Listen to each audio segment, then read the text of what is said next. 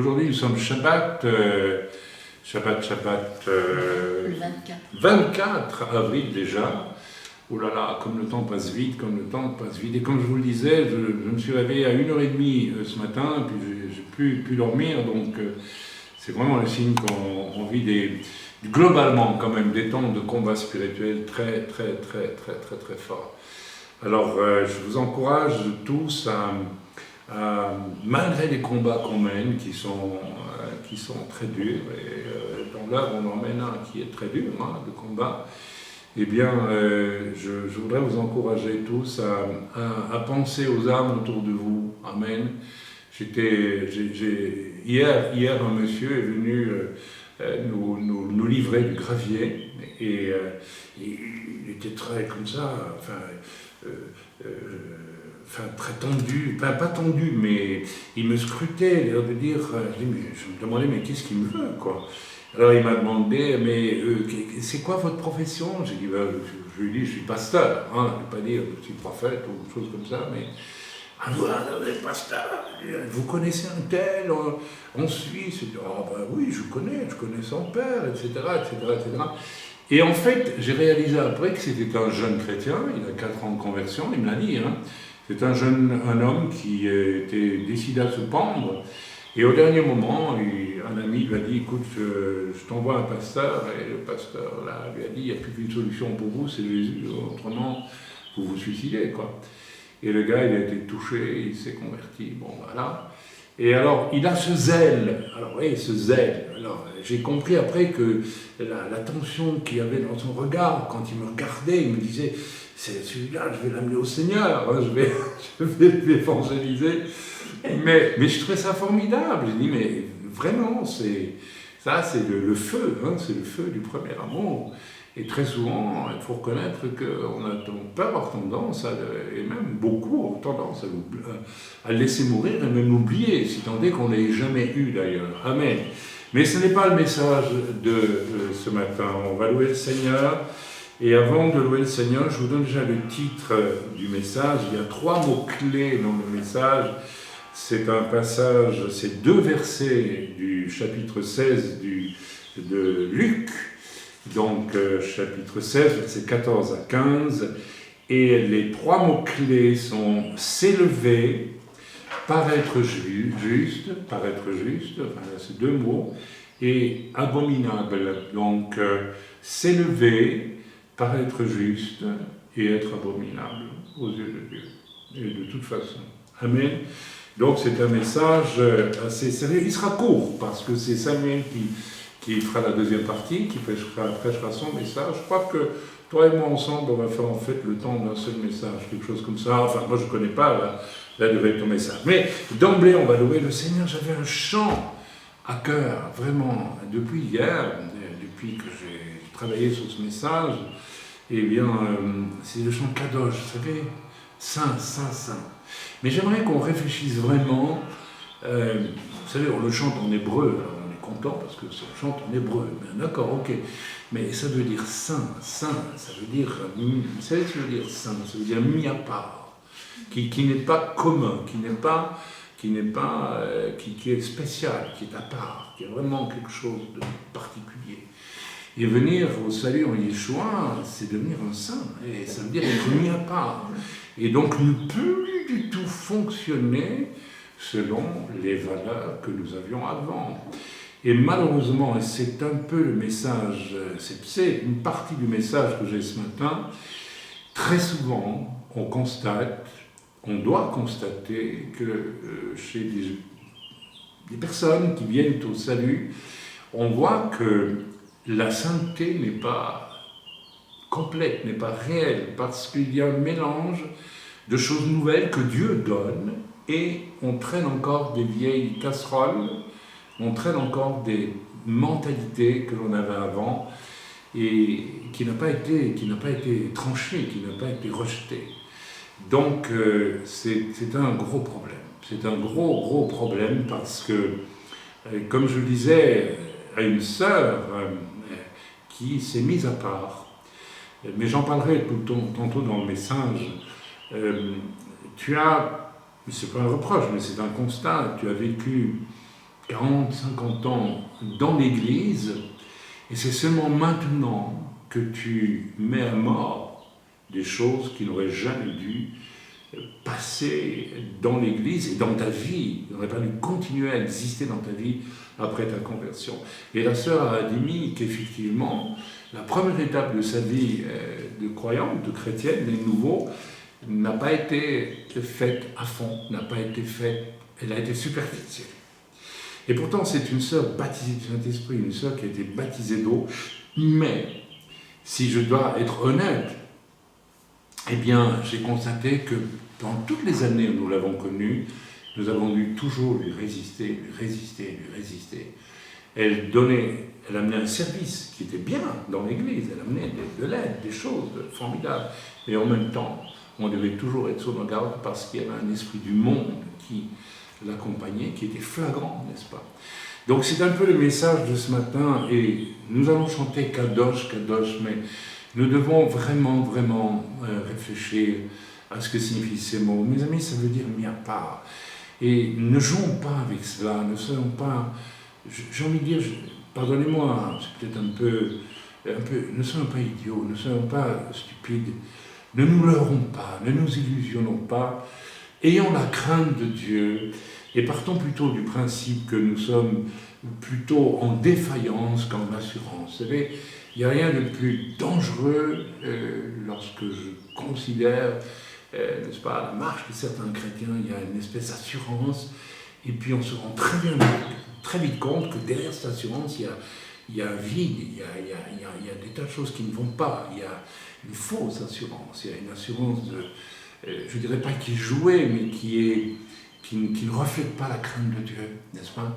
Alors la crainte de Dieu, ce n'est pas avoir l'air d'une bougie, n'est-ce pas, on n'est pas des grenouilles de bénitier, je n'ai jamais dit ça, mais la crainte de Dieu, mes amis, la crainte de Dieu. Alors, n'allons pas, vous savez, quelquefois, certaines personnes, dans leurs intonations, révèlent qu'en fait elles jouent, elles ne se rendent plus compte qu'elles sont censées être saintes, mises à part pour Dieu. Et c'est une chose importante. Ce n'est pas un détail, c'est quelque chose d'important.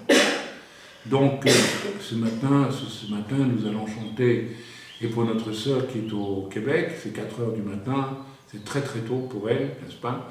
Eh bien, nous allons, ou même plus, je ne sais pas exactement à quel décalage, nous allons chanter Kadosh. Mais nous allons chanter mis à part, mis à part, mis à part, mis à part pour Dieu. Et en même temps, je le chante, est-ce que je suis vraiment sûr que tout est mis à part pour moi, pour le Seigneur? Amen. Kadosh, Kadosh, Kadosh, Kadosh, Kadosh, Kadosh, Adonai, Elohim, Tsevaot, Adonai, Elohim, Tsevaot, Asher Aya, Ve'oveh, Ve'yavo, Asher Aya, Ve'oveh, Ve'yavo,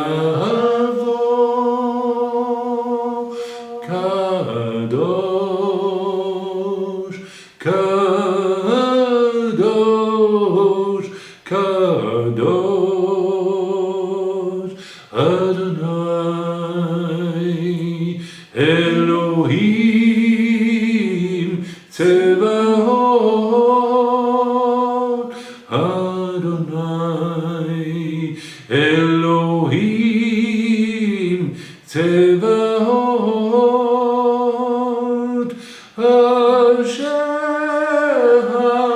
Haya, Ve'oveh, Ve'yavo, Asher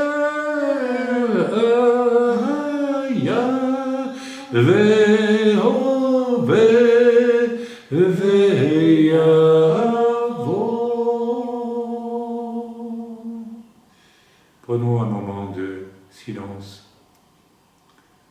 Kadosh, Kadosh, Kadosh. Saint, Saint, Saint. Le Père est saint, le Fils est saint, l'Esprit est saint. Nous sommes mis à part pour le Père, pour le Fils, pour l'Esprit. Nous sommes mis à part. Nous appartenons. Kadosh, Kadosh, Kadosh.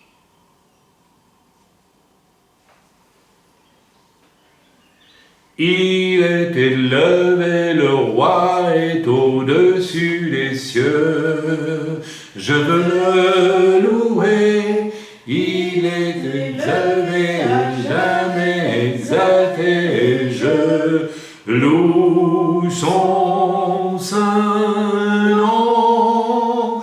Il est Seigneur, sa vérité régnera. Tout l'univers se réjouit en son saint nom. Il est exalté, le roi est au-dessus des cieux. Il est exalté, le roi est au-dessus des cieux. Je veux le louer, il est élevé, à jamais exalté, et je loue son saint nom. Il est Seigneur, sa vérité régnera. Tout l'univers se réjouit en son saint nom. Il est exalté, le roi est au-dessus des cieux. Shema Israël, Adonai Eloheinu, Adonai Echad. Baruch Shem Kevod Malchuto Ve'olam Va'ed. Shema Yisrael, Adonai Eloheinu, Adonai Echad. Baruch Shem Kevod Malchuto Le'olam Va'ed. Écoute Israël, écoute ton Dieu Israël. Seigneur, merci que nous puissions t'écouter aujourd'hui. Seigneur, merci que ton esprit puisse acheminer dans nos cœurs ce qui est pour nos cœurs. Seigneur, dans une prédication, il y a tantôt telle chose pour l'un, tantôt telle chose pour l'autre, tantôt le tout pour une personne, ou pour 2 personnes, ou 10 personnes, ou 100 personnes. Mais que ton esprit souverainement puisse acheminer et que tes enfants soient à l'écoute, une écoute attentive et non pas superficielle. Non pas l'écoute de quelqu'un qui est occupé, Seigneur, à vivre entre la poire et le fromage, c'est-à-dire agité avant, et puis qui n'attend qu'une chose, c'est de retourner à ses agitations. Seigneur, que nous fassions vraiment un Shabbat, une pause réelle, et que nous soyons à ton écoute ce matin, dans le bon nom de Yeshua, Seigneur. Amen. Amen. Il est un homme dans la gloire, c'est Jésus de Nazareth. Il peut marcher sur les vagues, il peut maîtriser les vents. Alléluia, il est assis dans la gloire. Et je sais qu'il prie pour moi. Il il est là auprès du Père, et bientôt il reviendra. Il est un homme dans la gloire, c'est Jésus de Nazareth. Il peut marcher sur les vagues, il peut maîtriser les vents. Alléluia, il est assis dans la gloire, et je sais qu'il prie pour toi. Il est là auprès du Père, et bientôt il reviendra vivant, vivant, mon sauveur est vivant, oui, vivant pour toujours. Il a dans son amour versé en moi sa vie et son retour, car Jésus est vivant. Chante Alléluia, chante Alléluia, Alléluia, Alléluia, chante Alléluia, chante Alléluia, car mon Sauveur est vivant. Au moyen de vos vies, dimmi loro, niade loro, niade ba, niade boro, niade boni, niade dialo namero,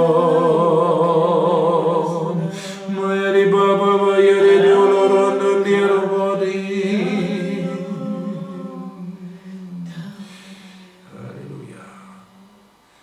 Alléluia. Tu es comme une lampe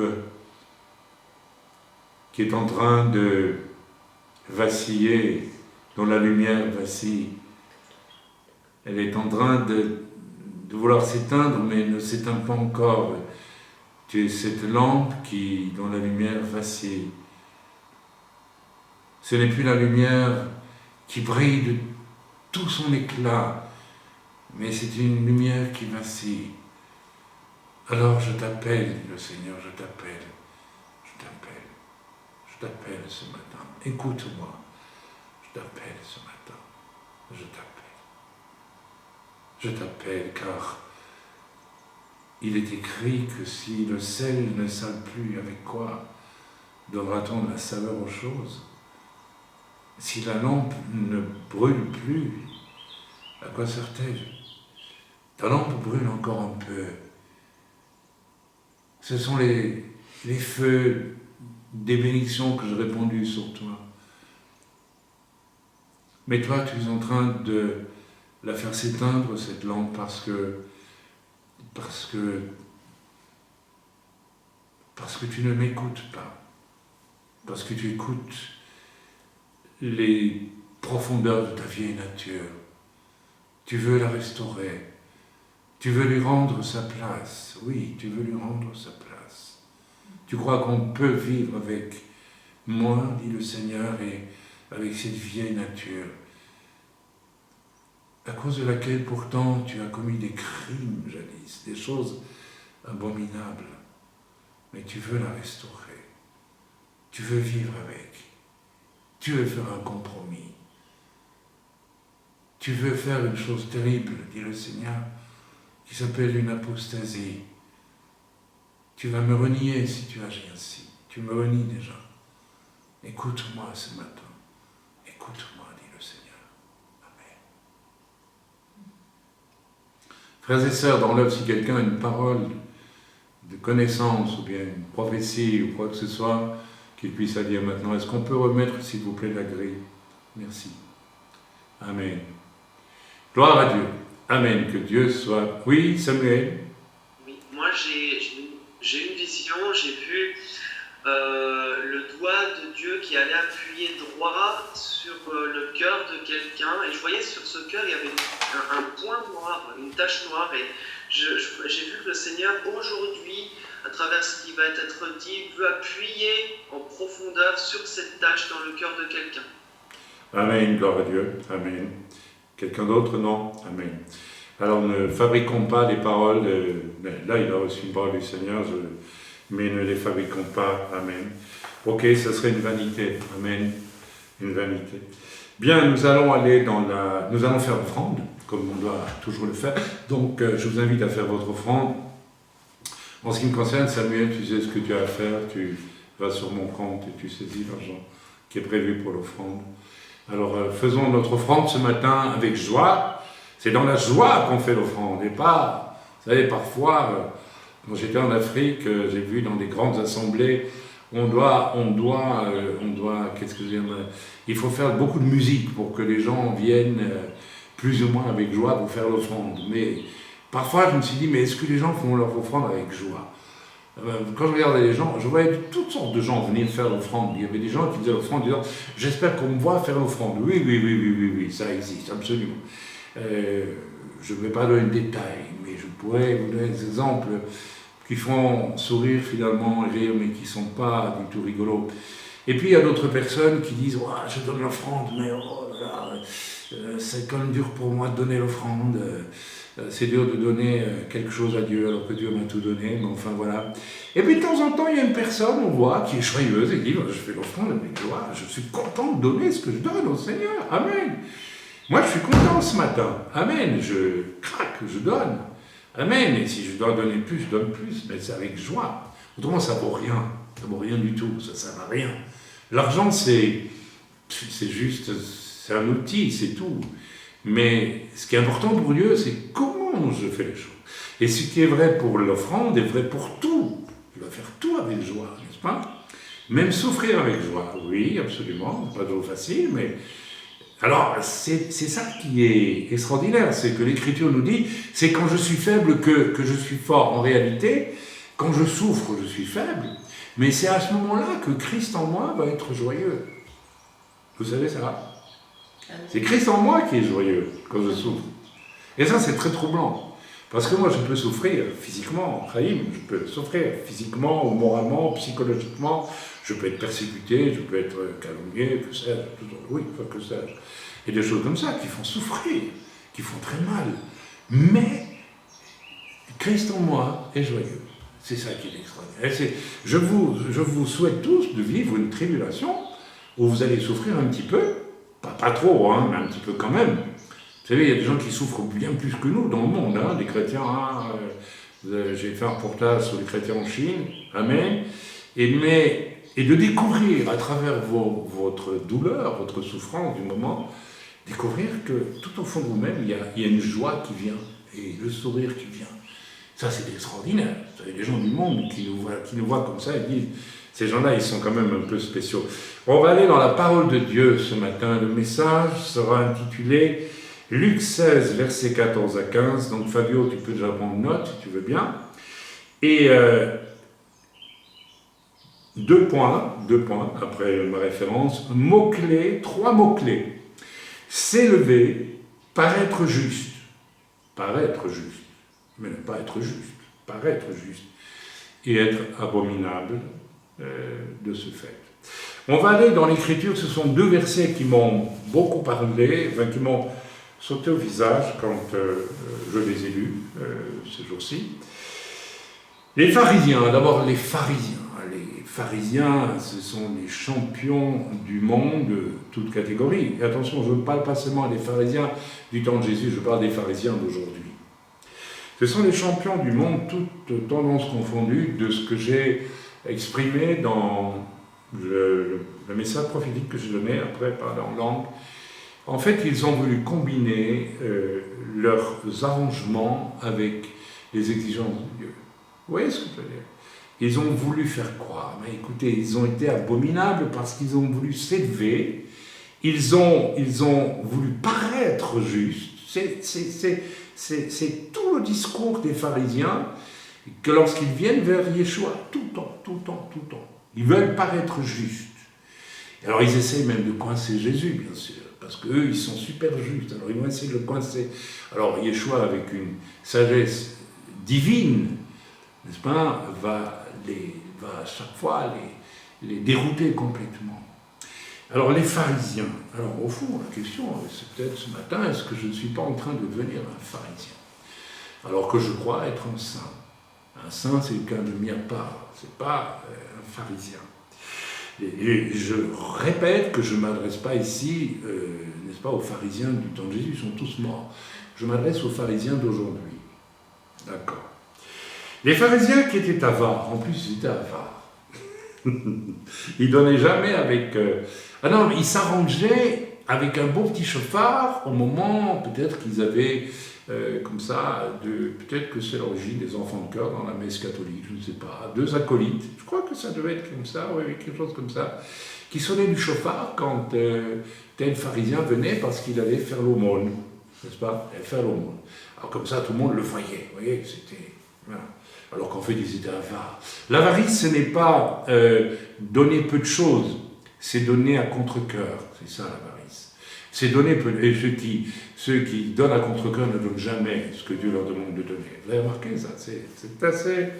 Enfin, on n'a rien à remarquer. C'est entre chacun et Dieu, ça. Hein, mais bon, les pharisiens qui étaient avares écoutaient aussi tout cela, donc Yeshua parlait, et ils se moquaient de lui, s'il vous plaît. Ils se moquaient de lui. Et ceci, c'est très important. N'est-ce pas? L'esprit des pharisiens va toujours, à un moment, attaquer. Soit par la moquerie, soit par le mépris, ou bien le caractère hautain, ou bien la remarque déplacée. Oui, les petits trucs pour humilier, blesser. Ça, c'est typique pharisien. Quand on n'a pas d'argument ne serait-ce que le silence qu'on doit avoir quand on est en face de Jésus qui est saint, et en face d'un saint en général, parce qu'il y a des saints quand même dans l'Église, eh bien, un des arguments va être de se moquer, ou de diminuer, ou d'humilier subtilement parfois, n'est-ce pas, ce qui est saint en face de nous. Ça, c'est typiquement pharisien. Yeshua leur dit, vous, les pharisiens, vous cherchez à paraître juste dans les hommes, vous cherchez à paraître juste. Normalement, on n'a pas à chercher à paraître juste. On est juste ou on n'est pas juste. On est saint, on est kadosh ou on n'est pas kadosh. Si je suis saint, il n'y a pas, je n'ai pas à chercher à paraître. Déjà, dans l'expression paraître, il y a tout un cinéma, sans faire de jeu de mots, tout un théâtre, n'est-ce pas? Et il y a, dans l'esprit du pharisien, il y a cet esprit de vouloir paraître, de vouloir être quelque chose. Et mes amis, ça se voit vite, ça se voit vite. Il y a des gens qui, pour vous expliquer une chose, vont faire des tas de détours pour en fait vous faire voir qu'ils savent beaucoup de choses. En fait, ils veulent paraître à vos yeux. Vous voyez ce que je veux dire? Alors, paraître, vous cherchez à paraître juste devant les hommes. Est-ce que notre sœur Aurélie est là parce que je ne la vois pas? Oui? Elle est là. Bon, je ne la vois pas, je n'ai pas tout le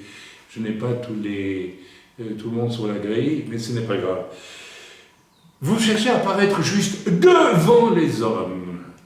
Ils ne sont pas justes devant Dieu, mais veulent paraître justes devant les hommes.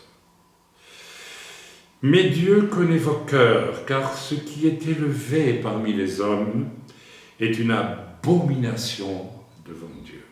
Une abomination. Mes amis, si un chrétien, qui sera juif messianique, qui sera baptiste, pentecôtiste, tout ce que vous voulez, est habité par ce désir de s'élever, de paraître, de s'élever. Il y a 2 solutions. Soit il n'est pas né de nouveau,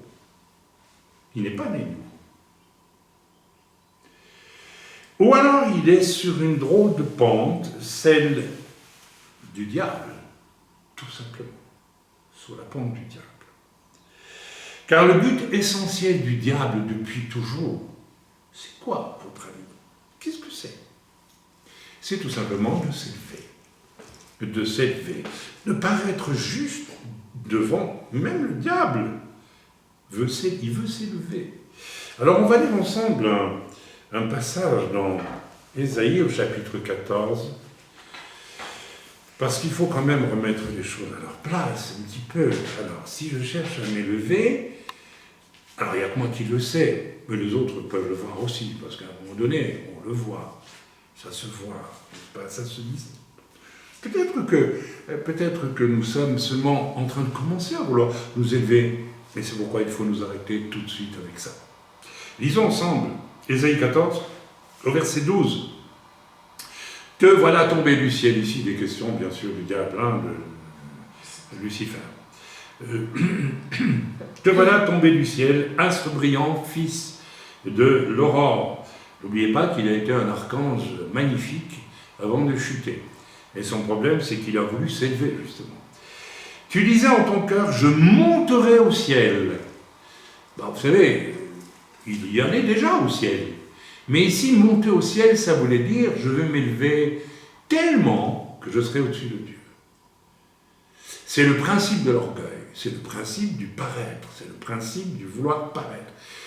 Il faut que nous ayons le courage de nous rendre compte que peut-être, c'est universel ce problème, mais dans notre culture française, dans votre culture française, moi je ne suis pas français, même si j'ai des origines françaises, et je dirais que cette part de mes origines françaises me fait honte parfois parce que je l'ai vu, ce désir de paraître et de s'élever, je l'ai vu.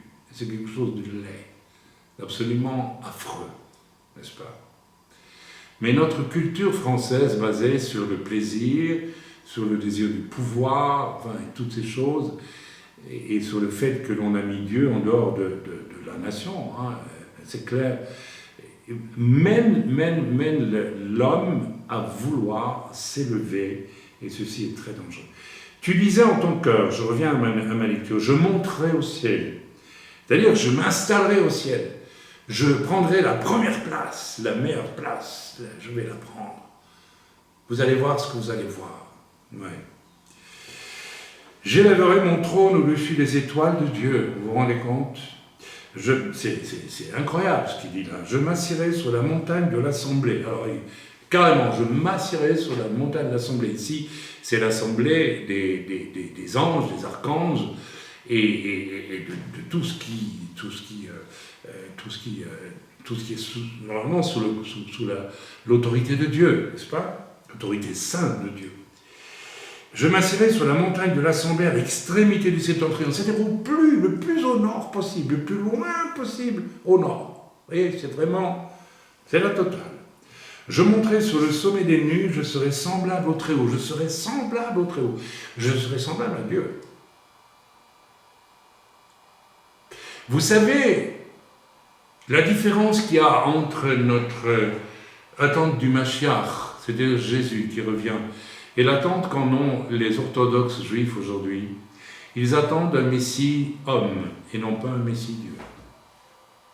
Vous savez pourquoi? Parce qu'ils sont devenus leur propre Dieu. Ils sont devenus leur propre Dieu. Et ils ne s'en rendent même pas compte. Il faut oser le dire. Il faut oser le dire. Et ils sont aveuglés. Ils sont aveuglés. De temps en temps, un juif parmi eux échappe à cela.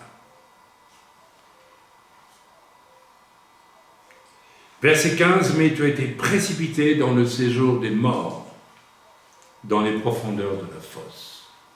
C'est l'annonce finale de ce qui arrivera finalement à Satan, qui sera précipité avec la bête, l'antéchrist, et aussi pas mal de gens qui vont aller en enfer.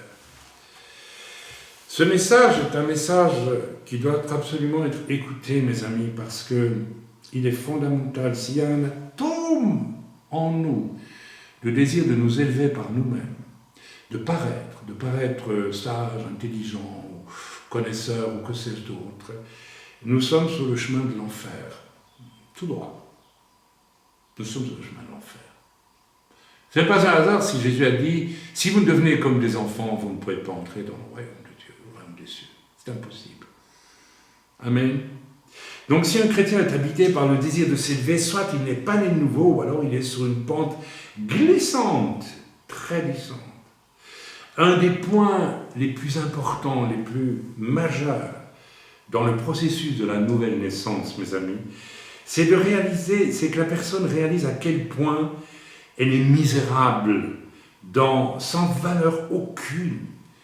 C'est absolument étonnant parfois de voir combien des gens ont pu vivre, combien tous nous avons vécu de façon détestable avant de connaître le Seigneur. Chacun avec des crimes différents, mais détestables de toute façon. Et à quel point les gens oublient vite ça, et puis se prennent très au sérieux après. Il y a là quelque chose qui ne va pas. Il y a le signe, n'est-ce pas, d'une nouvelle naissance qui n'est pas une vraie nouvelle naissance. Elle n'est pas accomplie. Il y a quelque chose qui ne s'est pas passé. Je vous ai mis sur le site cette nuit, parce que comme je ne dormais pas, je me suis levé, j'ai travaillé, et puis j'ai oublié qu'on était Shabbat, et j'ai chargé le site avec toutes sortes d'enseignements qui normalement devraient aller pour dimanche, mais enfin ça ne fait rien. Mais je vous ai mis une très intéressante vidéo sur la naissance du mouvement évangélique chez les gitans en France, n'est-ce pas? Et puis c'est extraordinaire de voir les premiers prédicateurs gitans étaient parfois des gens illettrés, mais ils y allaient avec ce qu'ils avaient, et ils avaient un cœur tellement saint, ces gens s'étaient vraiment convertis. Il n'y avait aucune prétention chez eux, rien du tout, que Dieu leur donnait de lire la Bible pendant qu'ils prêchaient, alors qu'ils ne savaient pas lire. Ce sont des genres de miracles qui est arrivé, mais au cœur simple, tout est permis, mes amis. Mais au cœur vaniteux et au cœur prétentieux, vous savez, tout se ferme, toutes les portes se ferment. Amen. Donc ce point important de la nouvelle naissance où je réalise à quel point j'ai été misérable et à quel point cette misère de moi, je la vis en face de celui qui me dit « je te pardonne, j'efface tes péchés ». Mais il faut se rendre compte à l'évidence que chez certains chrétiens, et on a beaucoup lutté contre ça dans l'œuvre, rappelez-vous, il y a une espèce de redondance à demander pardon tout le temps, et puis rien ne change. Donc, il y a quelque chose qui ne va pas, quelque chose qui n'est pas normal là-dedans. Amen.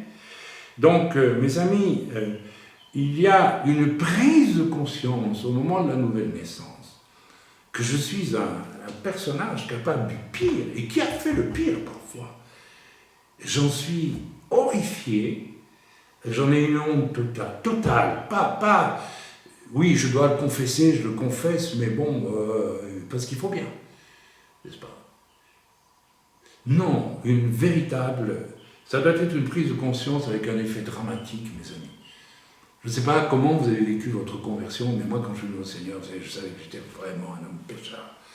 Et c'était dramatique pour moi, c'était vraiment dramatique. Amen. Ce point, mes amis, cette prise de conscience, ce point de départ dans la conversion, que peut-être vous allez seulement connaître ce matin, certains, parce que peut-être vous en avez besoin de cette réelle conversion. Ce point de prise de conscience au début de la vie chrétienne est capital, mes amis, car il va déterminer s'il est vécu à fond, pour ce qu'il doit être, ou bien pas vécu, donc s'il va être vécu ou pas vécu, eh bien, il va déterminer le caractère du croyant. Le caractère du croyant. Et soit on va voir le croyant plein de choses humaines, plein de choses de l'âme, de la chair, etc., ou on va voir un saint qui est mis à part et qui est un pur outil pour être utilisé par Dieu. Soit qu'il prêche, soit qu'il témoigne, soit qu'il évangélise, soit qu'il qu'importe. C'est extrêmement important. D'ailleurs, ça rejoint assez bien le message que Samuel a donné la semaine dernière, n'est-ce pas, le chrétien sapin ou le chrétien chêne. Il y a des chrétiens d'apparence. Alors, ils peuvent parfois monter très haut, vous savez. Il y a des gens comme ça qui aiment bien vous montrer qu'ils savent des choses. Alors, ils montent. C'est comme les sapins qui montent très haut, très haut, très haut. Vous vous rappelez la prédication de la semaine dernière, là? Et puis, la tête est très haut, au-dessus de tous les arbres. Et il balance dans le vent. Vous m'avez vu, comme je suis grand, comme je suis beau. Moi, le sapin. Et puis, crac, la tempête vient. Voilà, le sapin déraciné. Parce que ses racines sont horizontales et ne sont pas en profondeur. Amen. Tandis que l'olivier, ça monte pas plus que 2 mètres, un olivier, si j'ai bon bonne mémoire, 2 mètres, 2 mètres 50, 3 mètres, diront, mais jamais guère plus. Hein. Mais c'est petit un olivier, n'est-ce pas? C'est tout petit. Mais avec l'olivier, on fait de l'huile. L'huile, c'est le type du Saint-Esprit. Avec un petit enfant, le Saint-Esprit peut faire des choses magnifiques. Avec un grand prétentieux, un grand sot ou une grande sotte, Dieu ne peut rien faire de bon. Rien, rien, rien. Je vous donne un exemple. J'en ai parlé déjà un petit peu, mais je vais en reparler. Nous connaissons une sœur que nous aimons bien dans le Seigneur. Nous l'aimons. Mais il y a une partie chez elle que nous n'avons pas aimée. C'est difficile de vivre avec quelqu'un quand on l'aime dans le Seigneur, mais en même temps, il y a quelque chose de lourd, quelque chose de pénible qui ne devrait pas être là, qui ne permet pas de l'aimer. Vous savez, ne croyez pas toujours que lorsque vous êtes en face de quelqu'un, que vous n'aimez pas quelque chose, que vous péchez. Non, il peut y avoir quelque chose de désagréable, de déplaisant, de mauvais chez la personne en face de vous. Vous ne pouvez pas aimer ce qui est mauvais. Vous êtes d'accord avec moi? Vous êtes d'accord avec moi, je suppose. On ne peut pas aimer ce qui est mauvais. Or, certains chrétiens, eh bien, il y a des choses qui ne sont pas acceptables, pas faciles, qu'on ne peut pas aimer. Alors, cette sœur, elle a connu le Seigneur. Alors, je ne sais pas, je n'ai jamais su exactement comment, parce que quand elle le décrit, c'est passé il y a 40, 50 ans, hein, c'est déjà une sœur âgée. Et c'est pour ça, le témoignage est quand même à la fois intéressant et terrible. Parce qu'elle arrive seulement aujourd'hui, après 40, 50 ans de vie dans des églises, et peut-être 20 ans parmi nous, à peu près, elle arrive seulement maintenant à ce que j'appelle une vraie conversion. Vous vous rendez compte?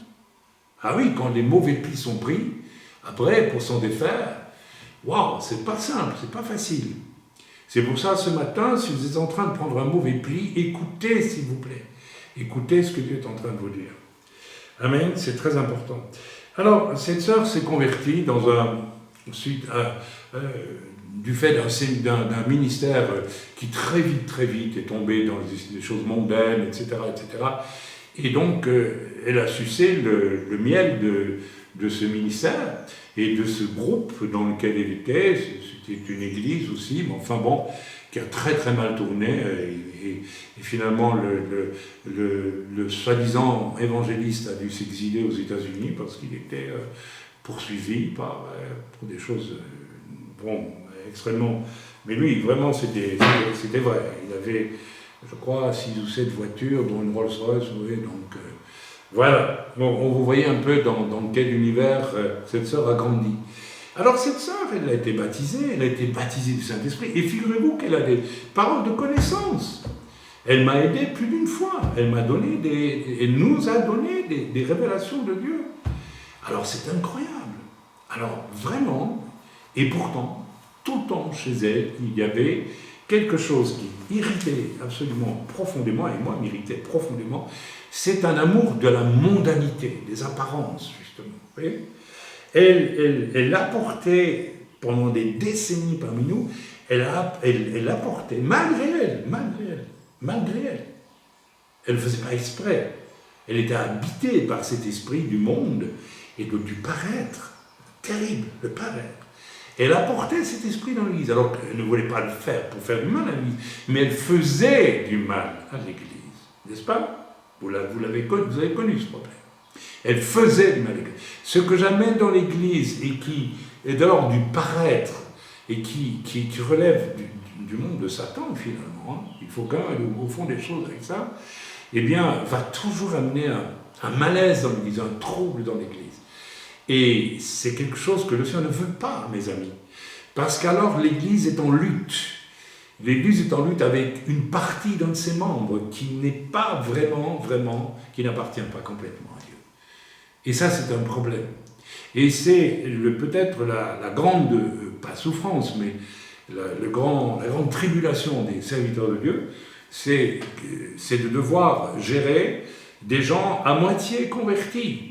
Et tantôt, c'est l'un qui, parce que vous savez, le diable va les utiliser, ces gens-là, à tous les coups. Cette sœur dont je vous parle, vous savez comment le diable l'utilisait? Parce qu'il y avait une ouverture dans sa vie. Il y a quelque chose qui n'avait pas été enlevé dans sa vie. Eh bien, lorsque ma femme et moi nous mettions en prière, systématiquement, elle nous téléphonait.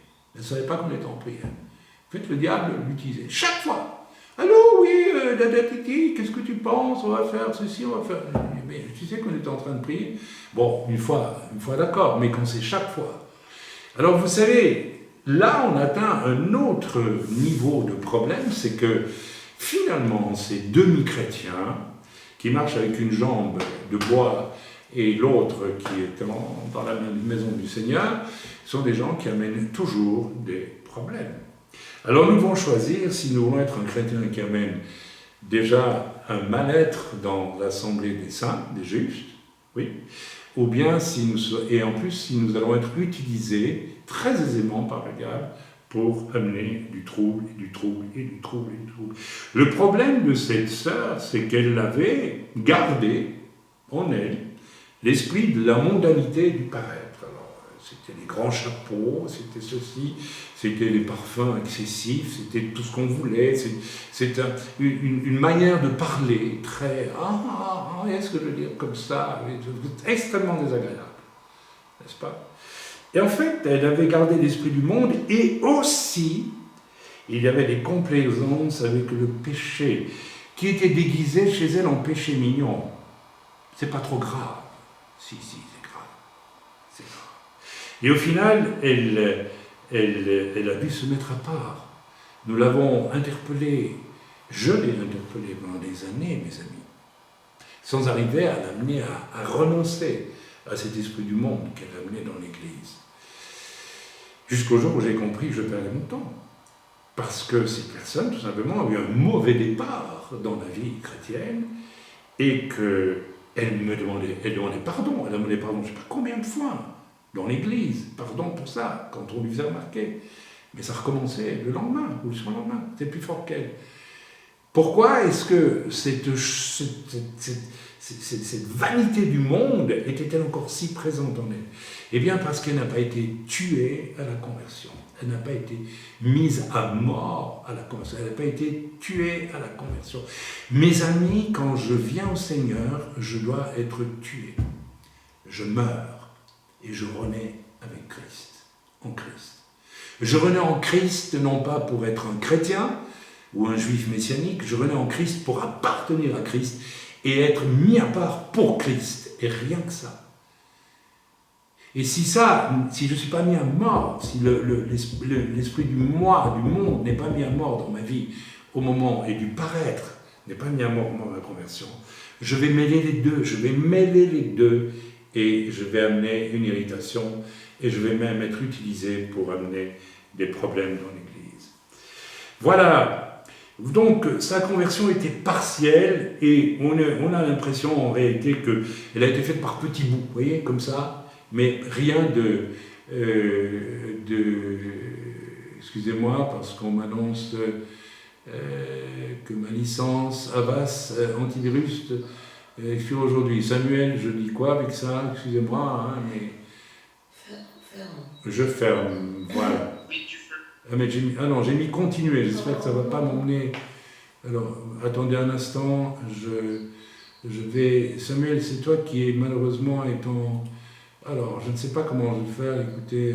Il n'y a pas une croix en haut à droite pour si fermer. je cherche une croix en haut à droite, je le ferme. Voilà, veuillez me pardonner, amen.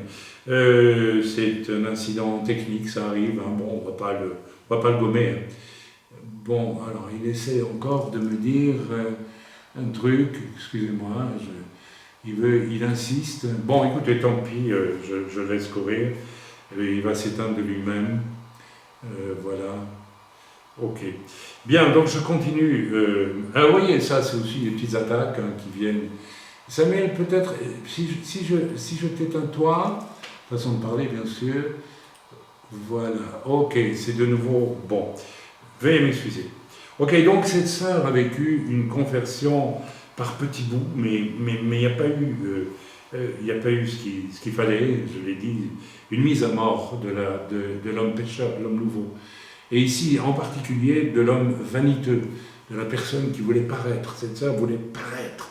Elle venait à l'église, elle était habitée par l'idée que je dois être la plus belle, je dois être là. Vous savez, j'ai parlé hier avec un jeune converti qui est venu ici, me livrait du gravier, et il me disait, j'aimerais bien me marier, mais dans mon église. Et c'est ce qu'il m'a dit.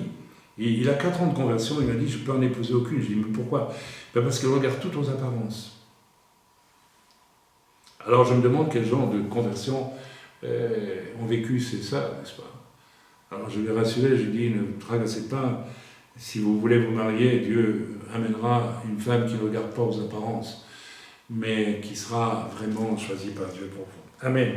Ok, donc il y a là une terrible vanité, et c'est vrai pour ça, mais c'est vrai ailleurs, mes amis.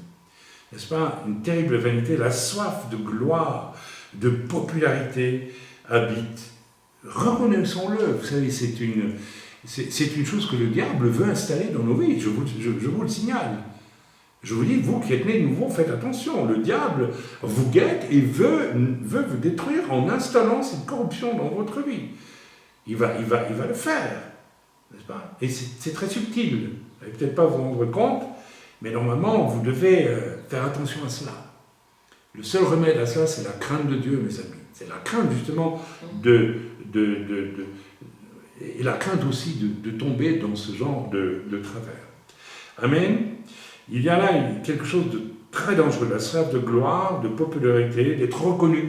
Vous savez, il y a une époque, pas si lointaine que cela, où on prêchait dans les églises des messages psychologisants sur le fait d'être reconnu ou d'être épanoui, d'être bien dans sa peau, etc., etc.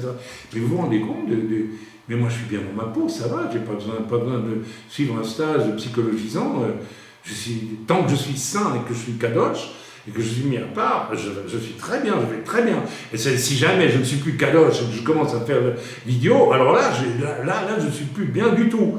Alors tous ces chrétiens qui ont besoin de stages psychologisants sur le bien-être, etc., mais tout simplement, ils ne sont pas kadosh, ils ne sont pas saints, ils ne sont pas nés de nouveau. Ce n'est pas des enfants de Dieu. C'est des canards sauvages. Amen. Relisons le verset 15 soigneusement, s'il vous plaît, parce que chaque mot a une force incroyable dans ce passage. Jésus leur dit, vous cherchez à paraître juste devant les hommes. Vous cherchez à paraître juste. En fait, vous voulez qu'on vous remarque, qu'on vous admire. Votre apparence de justice n'est fabriquée par vous que pour que l'on vous remarque. Vous aimez qu'on vous remarque, vous aimez qu'on vous prenne en compte. C'est important pour vous. Mais tout au fond, pour les choses essentielles, vous vous moquez complètement d'être juste. Et Yeshua leur dira, vous êtes là en train d'exiger la dîme de la nette et de ceci et de cela, mais vous dites à celui qui fait une offrande au temple, une offrande qu'il devrait faire à son père et à sa mère pour les soutenir, eh bien qu'il est béni, n'est-ce pas? C'est absolument affreux. Ils ont une apparence de justice, mais tout au fond, cela cache une grande injustice. Une caractéristique du faux juste, de celui qui veut paraître juste, mais qui n'est pas tout simplement juste. Eh bien, parce que c'est simple, en fait, d'être juste. Quand je suis brisé par mon péché, par mes transgressions devant Dieu, et que Dieu me fait grâce, je suis simple après. Je ne fais pas d'histoire.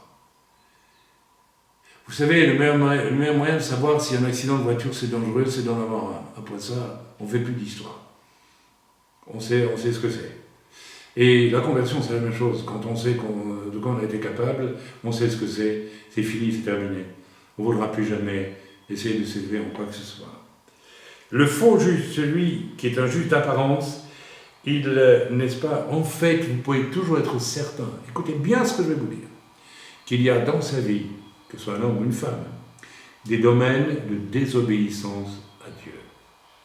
De désobéissance à Dieu. Mes amis, la conversion, c'est très bien, Dieu me sauve, mais ensuite Dieu va me demander de faire ceci, de marcher comme cela, de vivre comme ceci et de faire telle chose, de prendre telle décision qui n'est pas toujours facile, de manière à m'éloigner du mal, etc., etc., etc. Nous avons tous connu des exemples comme cela, où on a dû faire attention. Je me rappelle mon frère Arnaud, qui a dû mettre sa petite fille à part d'une autre gamine de son entourage qui véhiculait des choses pas très saines, et donc, eh bien, sa pauvre gamine subissait les conséquences de cela. Tu te rappelles, Arnaud? Et donc, il a compris qu'il fallait, nous en avons parlé, qu'il fallait trancher, qu'il fallait créer, peut-être pas une rupture violente, mais une séparation, en tout cas. Si vous n'obéissez pas quand le Seigneur vous montre ces choses-là, eh bien, vous allez rentrer dans un processus de superficialité. Mes amis, le refus d'obéir à Dieu, là où Dieu nous demande l'obéissance, va nous rendre superficiels et va nous rendre hypocrites. Parce qu'à partir du moment où Dieu te demande je ne le fais pas, tu es un hypocrite. Et l'hypocrite, qu'est-ce qu'il va faire? Il va vouloir mettre de la dorure sur quelque chose qui est sombre. Et donc, il va créer sa propre justice pour paraître quelque chose. C'est exactement ça, par là, je vous définis ce que les pharisiens étaient, ce que les pharisiens sont toujours aujourd'hui. J'espère que je suis clair. Vous cherchez à paraître juste, mais en fait, vous voulez surtout qu'on vous remarque. Mes amis, ce processus du mépris de la justice, au profit de l'ambition et du paraître, je l'ai vu, et pas qu'une fois, chez des serviteurs de Dieu eux-mêmes. J'ai vu des serviteurs de Dieu mépriser le droit et la justice. Je l'ai vu. Et j'en ai payé les conséquences, dans les souffrances et les injustices. Mépriser la vérité et la justice, parce que leurs ambitions personnelles ne permettaient pas qu'ils respectent la vérité et la justice. En d'autres mots, je passe avec mon ambition, ma carrière de ministère, avant d'être vrai et d'être juste à l'égard d'autrui. C'est extrêmement grave. Mes amis, nous sommes habitués d'entendre des témoignages de gens qui ont vu le ciel, l'enfer, et qui disent qu'ils ont vu beaucoup de pasteurs en enfer. Mais peut-être que c'est vrai. Peut-être que c'est vrai. La deuxième chose que je veux souligner dans tout cela, et puis j'avance vers la fin du message déjà, vous allez voir, c'est l'illusion, car Dieu connaît vos cœurs, mes amis. Vous ne pouvez pas duper Dieu. Arrêtez de duper Dieu. Arrêtez de croire que vous avez dupé Dieu. Vous n'obéissez pas à ce que le monde fait. Vous rentrez dans un processus d'hypocrisie, de lâcheté. Donc vous n'êtes pas non plus vraiment né de nouveau. Ce n'est pas possible. Quelqu'un qui est né de nouveau, mes amis, et qui sait ce que ça a coûté à Christ de me sauver, de faire que je naisse de nouveau, il ne peut pas désobéir à Dieu. C'est impossible. Il ne peut qu'obéir à Dieu. Il y a une radicalité qui est le fruit d'une vraie conversion. Et si elle n'est pas là, c'est très dangereux. Et là, on s'illusionne, on rentre dans ce processus de la fausse justice qu'on fabrique, parce qu'on n'est pas capable de vivre la vraie justice dans l'obéissance à Dieu. L'illusion, Dieu connaît. Et mes amis, vous allez voir que les orgueilleux, les vaniteux, ceux qui veulent s'élever, parce qu'en fait, voilà, ils ne veulent pas vivre dans l'abaissement, qui doit être le départ de leur vie, eh bien, vont trahir cela par des comportements, et ça va se voir. J'en dis pas plus, parce que c'est évident. Et il y a une autre chose qui survient alors et qui est très grave, extrêmement grave. C'est pourquoi le message que j'ai ce matin est très important. Soit je me suis complètement trompé, alors tant mieux, dans ce cas-là, ce sera autant pour moi, soit je ne me suis pas trompé. Parce que vous savez, ce qui va survenir ensuite, lorsqu'on persévère dans cette position de la désobéissance à Dieu, qui engendre la fausse justice, qui engendre le désir de s'élever, de se montrer, de paraître, qui est le processus pharisien par excellence, il y a une chose qui va se passer, c'est que nous allons devenir aveugles nous-mêmes sur notre propre état, parce que nous avons refusé d'obéir à Dieu, parce que nous avons vu que nous pouvions devenir même méchants, ou mauvais, ou déplaisants, comme les pharisiens qui injuraient Jésus. Il y a des chrétiens qui maltraitent les serviteurs de Dieu, qui se comportent avec une arrogance incroyable, qui disent n'importe quoi, qui se prennent très au sérieux, qui conseillent les serviteurs de Dieu de faire ceci, de faire cela. Comme ça, paf! Mais attends, on est où là? On est dans quel monde? Ok? Le drame, si vous persévérez dans ce chemin-là, si on persévère dans ce chemin-là, on s'avale à la fin. Et on devient prisonnier de ce qu'on a construit, de ce qu'on a fabriqué. Et ça, c'est très grave. Et Yeshua dira à tous les pharisiens de son temps, il y a eu des pharisiens qui ont accepté Yeshua. Il y a eu 5000 juifs qui se sont convertis lorsque Pierre a prêché. Mais Jésus a dit, votre maison vous sera laissée déserte, jusqu'à ce que vous sachiez dire, béni soit celui qui vient au nom du Seigneur. Et celui qui vient au nom du Seigneur, c'est celui qui est venu pour te sauver, et pas pour tomber dans un cirque du paraître. Amen.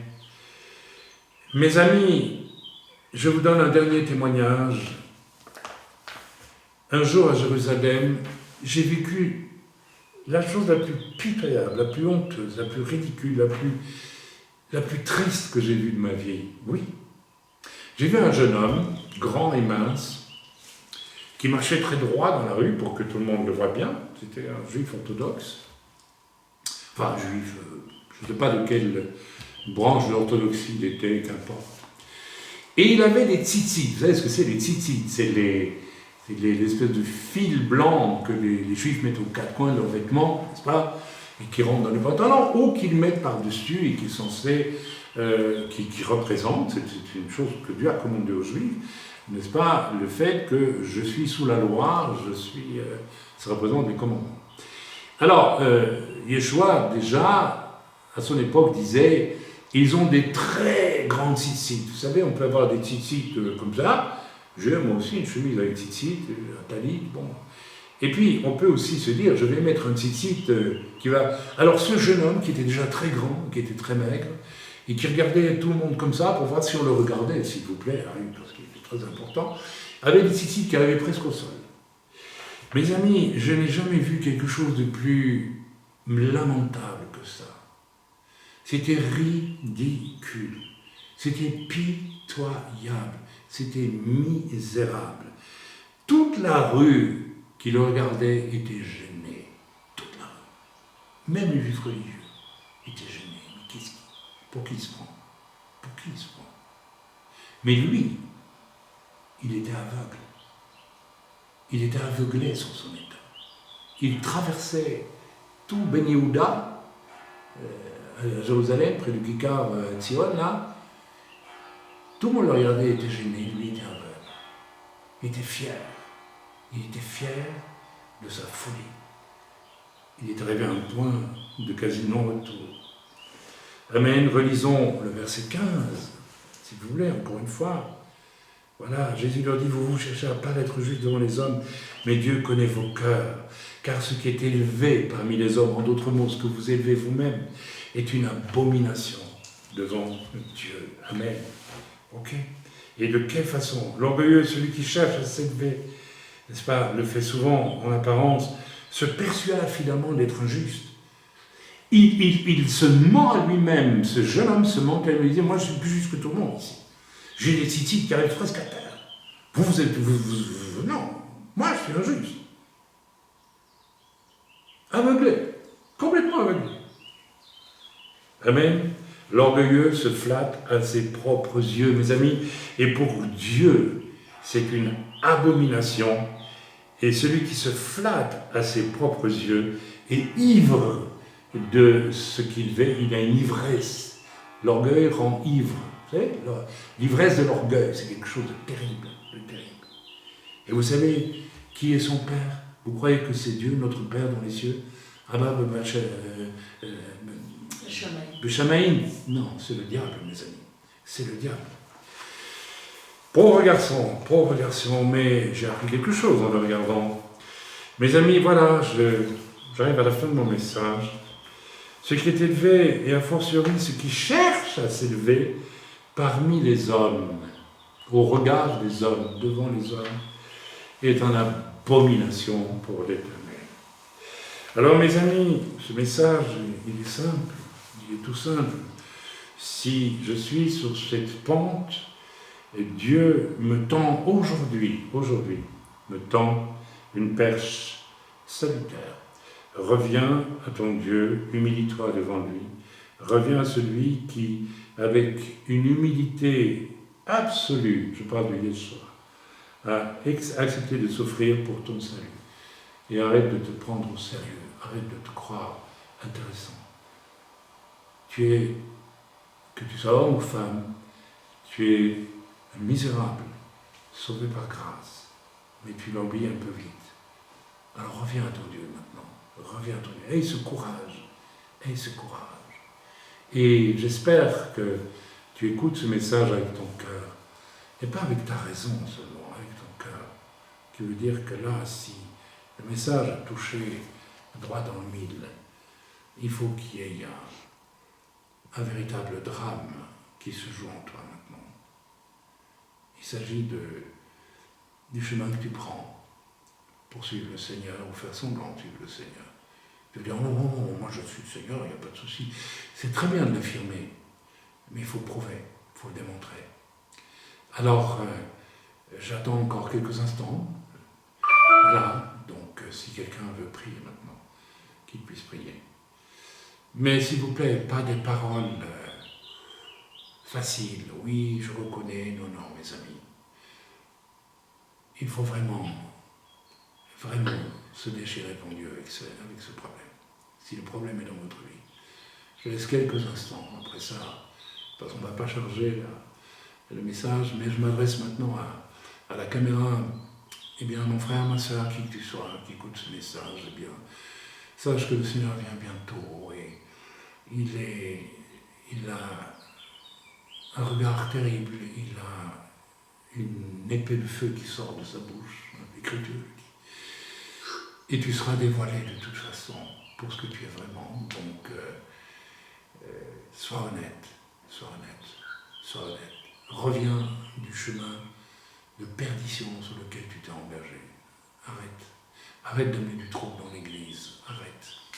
Arrête. Humilie-toi devant Dieu. Sois simple. Amen.